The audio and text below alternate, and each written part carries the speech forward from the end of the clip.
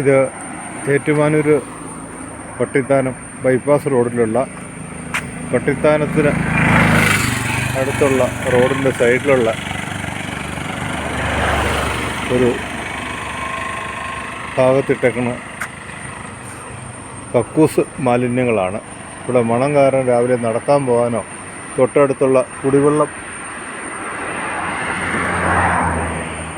സ്രോതസ്സുകളെല്ലാം മലിനീകരിച്ചിരിക്കുകയാണ്. ഈ ബൈപ്പാസിലുള്ള ഇത് ഇടയ്ക്കൊന്ന് നിന്നതായിരുന്നു, ഇപ്പോൾ പിന്നെയും തുടങ്ങി കക്കൂസ് വേസ്റ്റ്. ഇവിടെ ഈ പ്രദേശത്തുള്ള അധികം ആൾതാമസം ഇല്ലാത്ത ഭാഗങ്ങളിലാണ് ഇത് ചെയ്യുന്നത്. രാത്രി വന്നിട്ട് ഇന്നലെ, അതായത് 7-ാം തീയതി രാത്രി വന്ന വെളുപ്പിനോ രാത്രിയിലോ ഇട്ടതാണ്.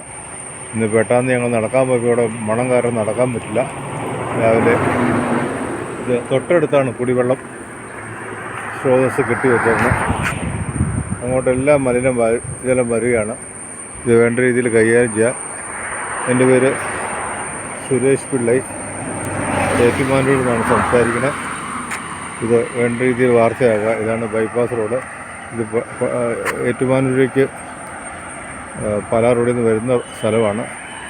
ഇതാണ് പട്ടിത്താനം. ഇവിടുന്നൊരു 100 മീറ്റർ മാറിയാൽ ആണ് മാളിയേക്കൽ ബാറിൻ്റെ ജംഗ്ഷനാണ്. അതിൻ്റെ പുറകിൽ ഇതിൻ്റെ രണ്ടിൻ്റെ ഇടയ്ക്കാണ് ഈ വേസ്റ്റ് നിക്ഷേപിച്ചേക്കുന്നത്.